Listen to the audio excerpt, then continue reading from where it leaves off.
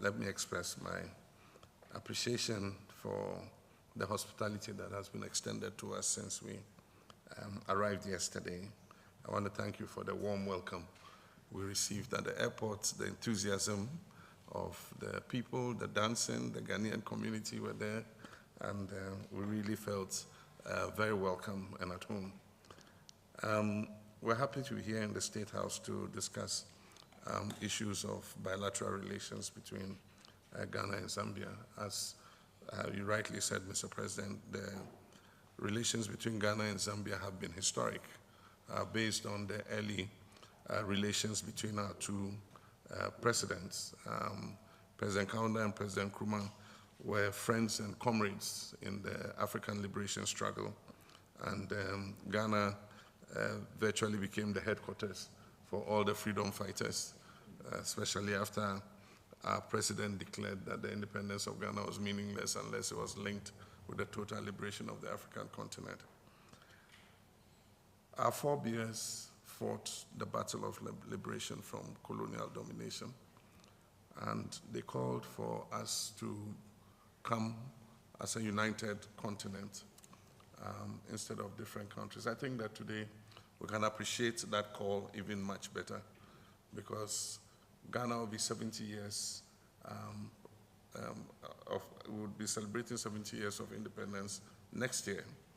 And we all can see, as the first sub-Saharan African country to become independent, if we look at the trajectory that the African continent has taken, the divisions that were created between us by the Berlin Conference has made us not able to develop at an optimal speed and create the kind of prosperity that we need for our people. And so today we can understand that we need to forge even closer links, both in terms of our continental body. But in my discussion with President Hichilema, we agreed that we should strengthen bilateral relations even more across regions. And so while we cooperate at the continental level, bilateral relations between countries can make a very big difference. I met the Ghanaian community yesterday in the evening, and they asked me to extend their appreciation and thanks to you and your government for the very kind hospitality that you afford them. They say they feel comfortable and at home. And as you yourself have said, some of them were multinational families because the wives were Zambian and the husbands were Ghanaian, or vice versa. And like you said, that is the best way to build relationships. Half Zambian, half Ghanaian, but all African. And so we wish to thank you very much. They are thriving, they are doing well, and they feel at home here. Incidentally, Ghana and Zambia seem to be on the same trajectory. We've been dealing with economic challenges, and we both went into debt restructuring, negotiations with the official creditor committees and all that. And we've all been implementing reforms, economic reforms, to try to establish fiscal consolidation. And so in that sense, Zambia and Ghana are on the same trajectory. And so there's a lot that we can learn from each other and a lot of experiences we can share. As my brother said, the time you afforded us together made us cover a lot of ground. And I agree with him that actually the meeting is over because we've made our minds up about what we want to do. We discussed issues to do with the mining industry, like Mr. President said, because both of us have a mining industry that faces the same challenges. We have issues of artisanal mining, small-scale mining, and then we have our issues with the large-scale corporate multinational mining companies. And so we discussed a lot of things about how we can share our experiences in that regard. And so it's something that we are determined to do. We have similar issues with agricultural production and marketing of products across countries.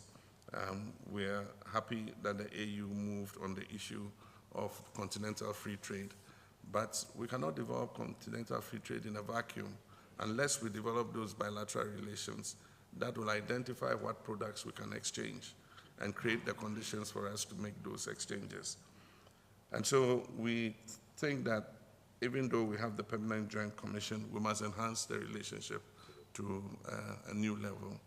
And it will allow us to share best practices, to be able to have a consistent dialogue with each other, and to have direct, experiences in all sectors.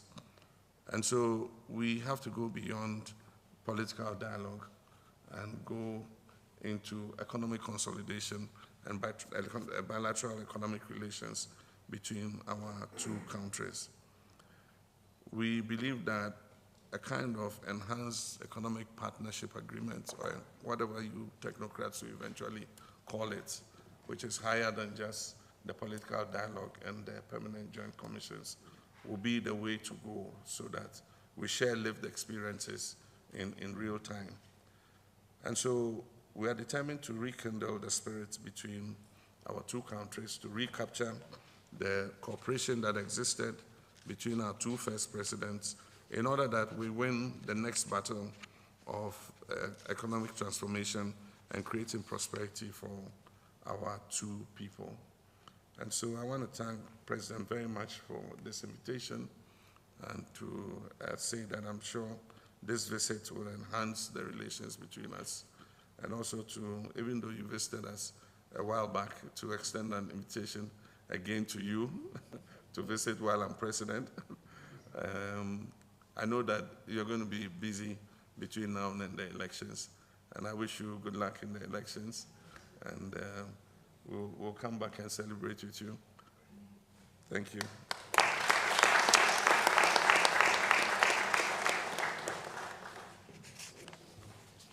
Thank you, Mr. President. Following the conclusion of the delivery of the opening